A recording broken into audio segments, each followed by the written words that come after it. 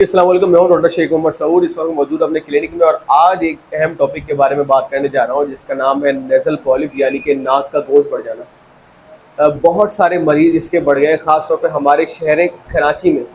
तो थोड़ा सा समझते हैं कि नेज़ल पॉलिप क्या है, ये नाक का गोश्त क्यों बढ़ता है और इसका इलाज क्या है। देखिए, नाक का गोश्त बेसिकली ये हमारी नाक के अंदर जो है हमारे टिश्यूज़ हैं जिसकी ओवर ग्रोथ हो जाती है और इसकी वजह समझना ज़रूरी है।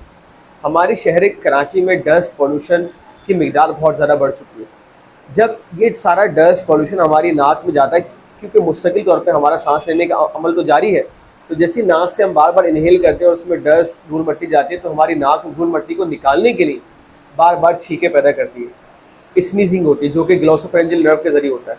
बार बार छींके होने की वजह से क्या होता है कि जो आपकी इंटरनल नेज़ल कैविटी है, जो आपकी म्यूकस मेम्ब्रेन है, वहाँ पे टिश्यूज़ की एबनॉर्मल ग्रोथ हो जाती है, ओवर ग्रोथ हो जाती है। इसको आसान ज़बान में हम कहते हैं कि नाक का गोश्त बढ़ जाना। हम देख रहे हैं कि वो तमाम लोग जो कि जिनका बाहर का जाना आना ज़्यादा है, जो कि धूल मिट्टी में रहते हैं, जो कि बाइकर्स हैं, इन तमाम को ये नेज़ल पॉलिप के इशूज़ होते हैं, इन तमाम का नाक का गोश्त बड़ा हुआ। और मुझे याद पड़ता है, मैंने अपनी क्लिनिकल प्रैक्टिस जो है वो बड़ा बोर्ड में स्टार्ट की, और ये पुराना गोलीमार का इलाका है जहाँ पे टाइल्स बनते हैं। तो आप यकीन करें, वहाँ पे 90% लोग जो मेरे पास आते थे, जब मैंने नाक चेक की तो उनका नाक का गोश्त बड़ा होता था, क्योंकि वहाँ पे टाइल्स की जो है वो कटिंग होती है और फ्यूम्स उड़ रहे होते हैं, तो ज़ाहिर है वो नाक के अंदर जा रहे हैं। तो वो इलाके जहाँ पे जो है वो इस तरह के फ्यूम्स उड़ रहे हैं, जहाँ पे डस्ट है, धूल मट्टी है, वहाँ पे ये इशूज़ जो है, यानी कि नेज़ल पॉलिप के इशूज़ जो है, ये बहुत ज़्यादा बढ़ जाते हैं। तो इससे पता क्या चला? पता ये चला कि वो लोग जिनको स्नीजिंग रहती है, जिसको नज़ला रहता है, उनको नाक का गोश्त बढ़ सकता है। जो धूल मट्टी वाले इलाके में रहते हैं उनका नाक का गोश्त बढ़ सकता है। और ये सारी चीज़ें जिसको रहता है इन्फेक्शन होने का, जिसको बार बार नाक का इन्फेक्शन होता है, रिकरेंट इन्फ्लुएंजा कोराइजा, उसको भी नेज़ल पॉलिप के इशूज़ देखने में आ सकते हैं। इसका मतलब ये वो तमाम लोग हैं।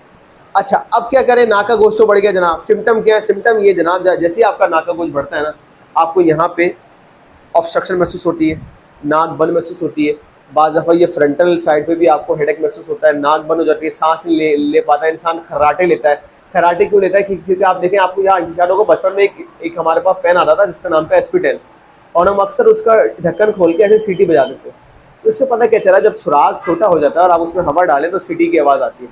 इसी तरह जब नाक का पैसेज गोश्त बढ़ जाएगा, सुराख पतला हो जाएगा, आप सांस लेंगे तो खर्राटे की आवाज़ आएगी। मुँह खोल के सोता है इंसान, क्योंकि नाक बंद रहती है, तो थोड़ा थोड़ा मुँह ऐसे खोल के सांस लेता है। और नाक का बंद होना, आवाज़ का चेंजिंग होना, सर में दर्द होना, ये वो सारे इशूज़ हैं, सारे सिम्टम्स हैं जो कि नेज़ल पॉलिप वाले मरीज़ हमारे सामने पेश करते हैं। वंस आपको नेज़ल पॉलिप हो जाए तो लोग ऑपरेशन की जानिब जाते हैं, नेज़ल पॉलिप को कटवा देते हैं। लेकिन मैं आपको बताऊं, मेरे को बहुत सारे मरीज़ आए जिन्होंने नेज़ल पॉलिप का कटवा दिया, लेकिन अगेन हो जाता है।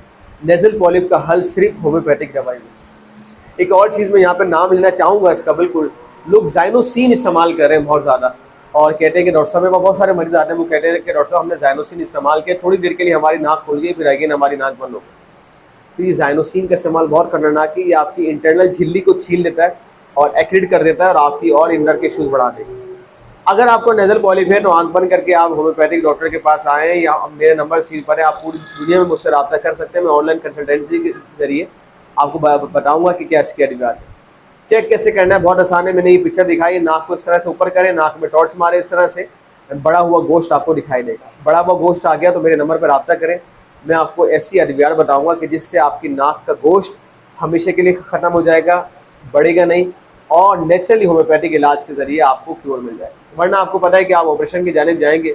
चलें, ऑपरेशन भी हल हो तो समझ में आया ना, लेकिन ये रिकरेंट आपको ऑपरेशन, मेरे पास ऐसे भी लोग आए, डॉक्टर साहब हम 3 दफ़ा नाक के गोश्त का ऑपरेशन करवा चुके हैं और अगेन हमारा नाक का गोश्त बढ़। तो देखिए, it is not a solution.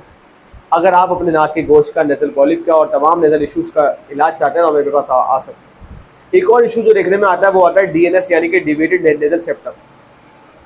मुस्तकिल तौर पर जब आपके नाक में इन्फेक्शन, स्नीजिंग वगैरह रहता है तो नाक के गोश्त के साथ नाक की हड्डी भी बढ़ जाती है। इसको कहा जाता है DNS, यानी कि डिविएटेड नेज़ल सेप्टम, जो आप एक्सरे PNS वाटर व्यू में देख सकते हैं। आप मरीज़ को बोलें, या अगर आप खुद को ये इशूज़ है तो आप एक्सरे PNS करवा सकते हैं, उसमें आ जाएगा। एक बार याद रखें कि एक्सरे PNS में नाक की हड्डी बड़ी हुई आएगी, नाक का गोश्त बढ़ा हुआ चेक करना है। तो मैंने आपको सिखाया कि इस तरह से टॉर्च मार के आप देख सकते हैं। तो उम्मीद है कि ये वीडियो आपको पसंद आई होगी और इससे आपने सीखा होगा। और अगर आपके दोस्तों को या आपको ये है तो ये मुझसे रब्ता करें, वरना उनके साथ शेयर करें। अपना रखिएगा बहुत सारे ख्याल। आपसे मुलाकात होगी फिर इंशाल्लाह। अल्लाह हाफ़िज़।